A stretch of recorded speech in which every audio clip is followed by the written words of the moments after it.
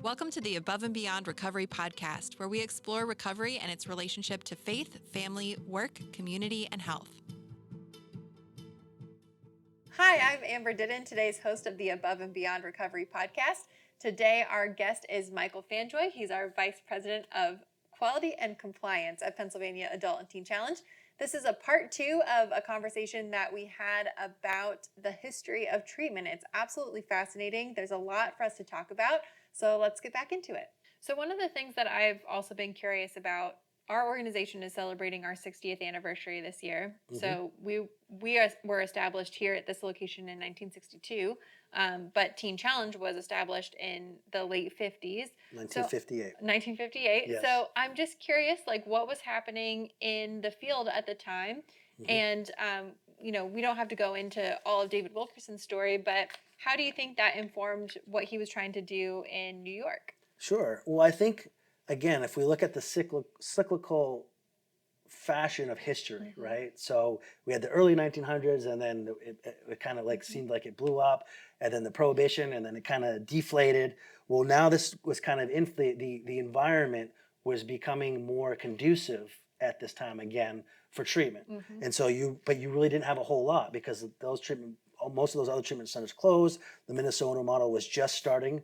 And so in 1956, American Association declared alcoholism a disease. So you just mentioned that did you say 1958, alcoholism was identified as a disease? 56. 1956. Mm-hmm. So that was by the American Medical Association. That was very early. I mean, in my thinking, I feel like that disease model is kind of more modern than 19... Mm-hmm. And a lot of people would say that. Right. So it's kind of fascinating that it happened so early. Is it the same for other substances, drug abuse? I believe it was just alcoholism at this time. Okay. The disease concept of alcoholism. E.M. Jelinek, he created a lot of documentations and charts of what the progression of alcoholism looked like, and we still use that today in counseling. But it wasn't officially declared about all substance use to be the disease, but underlying in treatment circles, it was connected. It was always connected that alcohol was a drug, and it's similar to a lot of other drugs because at least the way that it deteriorates a person is very much the same. Okay, so 1956, the disease model of addiction kind of is birthed, and then it's not long after that David Wilkerson goes to New York. So tell me more about that story. So in 1958, Teen Challenge, the organization we work for, a faith-based drug and alcohol recovery program, was founded, led by the incredible faith of David Wilkerson. And this excerpt is taken off of the TCUSA website. It's right there to talk about the history of David Wilkerson. And so David Wilkerson made seemingly bizarre step from his country pulpit. He actually is from Pennsylvania. And in 1958 went to the streets of New York City where a murder trial of 7 teenage boys. Society kind of was like, again, looking at these as outcasts, as lowlifes type of thing. And really addiction was kind of that way too. Even though it was starting, the environment was starting to change to be more conducive of wanting to provide help, society still kind of wasn't along, still was like the underlying of society. And so David Wilkerson felt a very strong call of God, probably because of that, because these people were looked at so poorly by society and wanting to reach out and help them. And so he went out there, tried to help the members that were on trial, wasn't able to help them on trial, but through that, he was able to get to the gang members in the streets in New York and founded an organization now that has over 200 locations in the United States and 1,000 worldwide for faith-based drug and alcohol treatment programs. So, now, from what I know of David Wilkerson's model, is that he was taking teenagers. They were teens when he started working with them, and then young adults, and eventually took them out of the city, brought them to rural Pennsylvania, and to kind of get them into a new environment, started teaching them life skills, gave them that discipleship that they needed in their life. And there was some counseling and sort of things like that involved. But what other kind of things were going into the model at the time that helped benefit people that were struggling?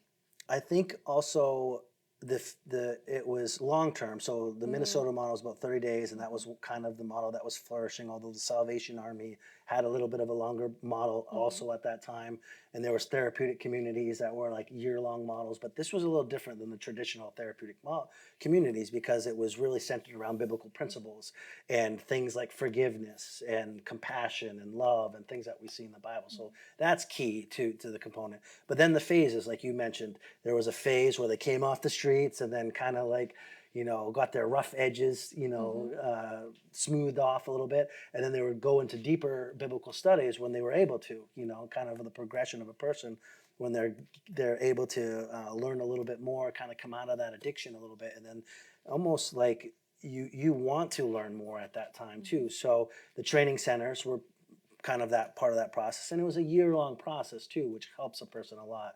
I mean, research shows that at least 6 months, a lot of that change doesn't happen before that period of time. And then after a year, you really see the drop off of other recidivism and stuff like that. So 12 months is a really good time frame for that. And to be exposed by healthy ideology and understandings that the biblical principles provide helped people so much at that time. And the success rate, I don't know if you know, but the success rate for Teen Challenge is about 70% rate. So even today, for a person who completes a year-long program, done by independent outside studies. So 70s and 80s, anything you got there through the 90s? So my research kind of drops off after that. I didn't expect to find so much research for this, and really just kind of jumped into the 90s when SAMHSA was founded. Okay. So in 1992, Congress established Substance Abuse and Mental Health Services Administration, which is SAMHSA, and this again was in 1992 to make substance use and mental disorder information services research more accessible, and that's what SAMHSA now. SAMHSA is kind of like the gold standard for research. So if you want to find any cutting edge research, and a lot of this information you can actually get from SAMHSA websites.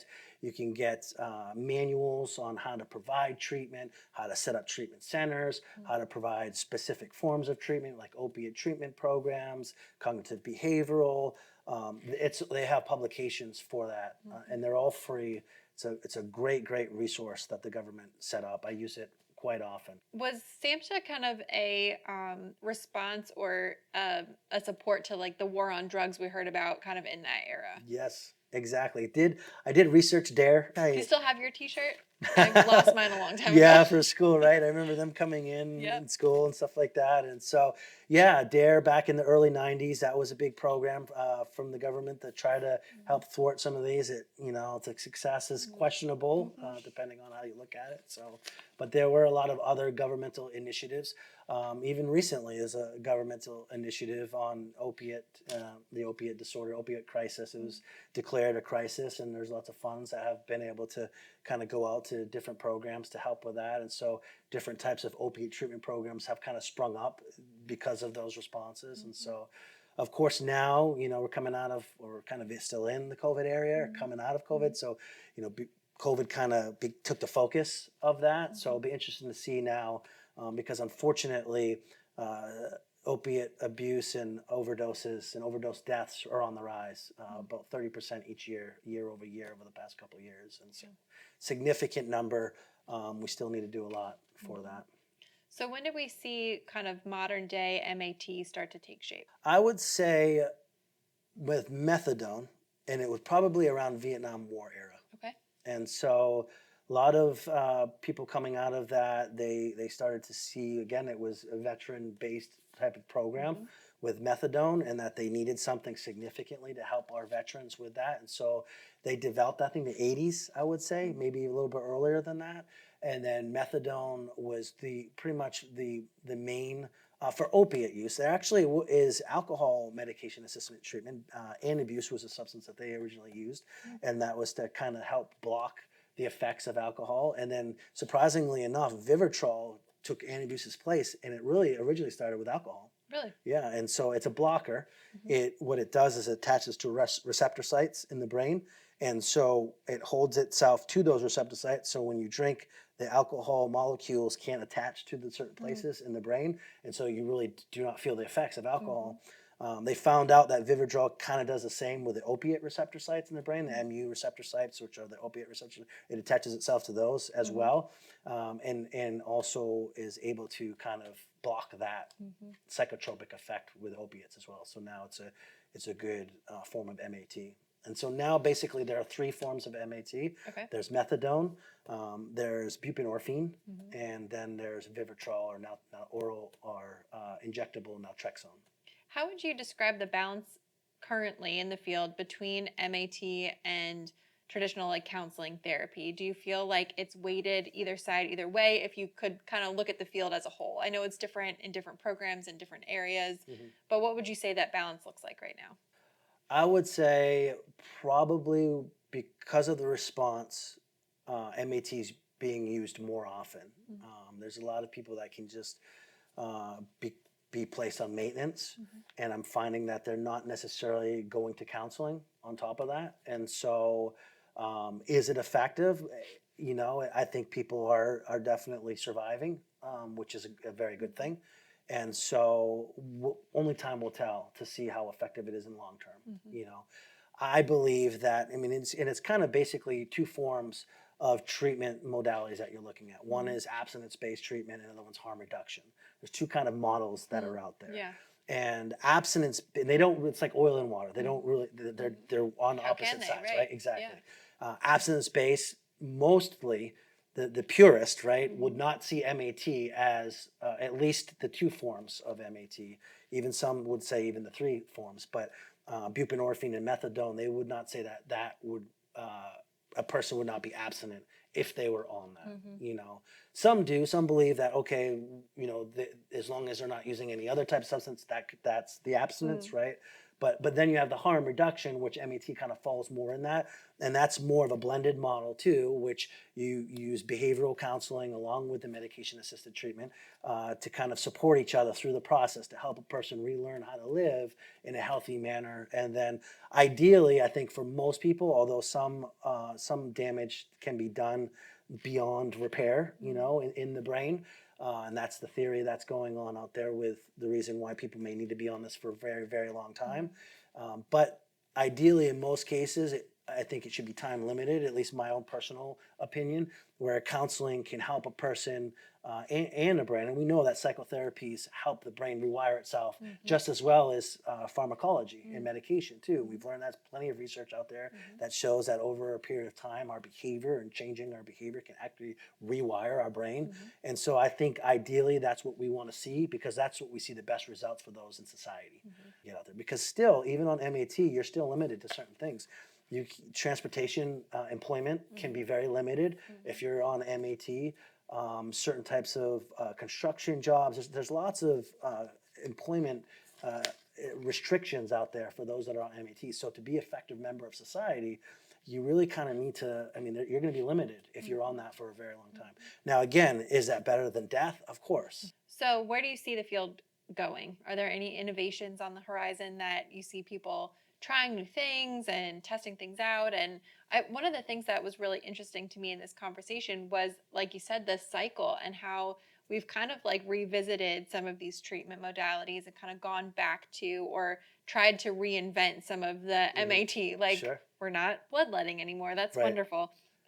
So where do you see the field going moving forward? What kind of new things are kind of shadows of old things?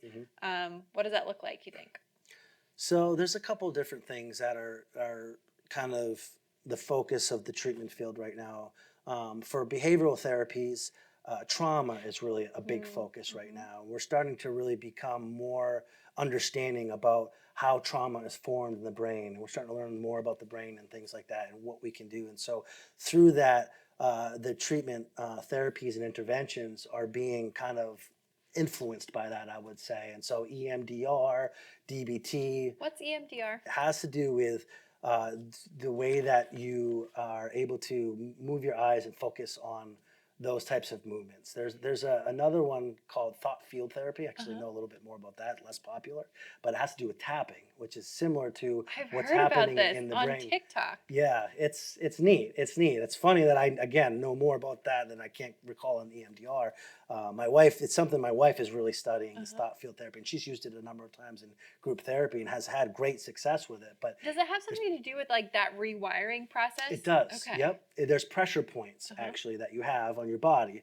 And so when a traumatic thought comes in, you tap on those pressure points and it starts to rewire your brain to not be so hyper focused on that traumatic thought. It breaks, it's a thought breaking technique. Yeah. And so there's certain, I think on your wrist somewhere there's a tapping. There's one like on your forehead too. Yeah. And sometimes it's funny. I've had other clinicians walk in on one of my wife's groups when all the ladies were tapping on their foreheads, and they're like, "Okay," and they walk back And out. I'm out.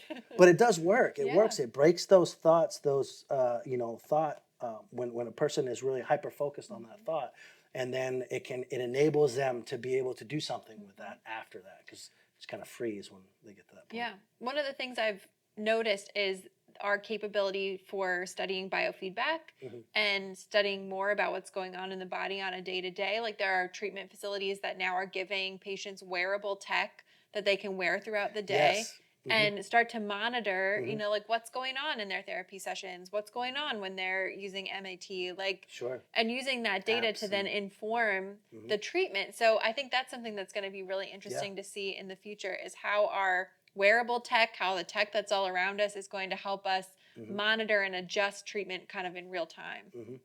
And they're even starting, there's a new therapy out there too, where they're starting to have electrodes attached, and they wear a device, and throughout the day, it periodically gives them, shocks, light shocks in their brain, and it's supposed to help with withdrawal.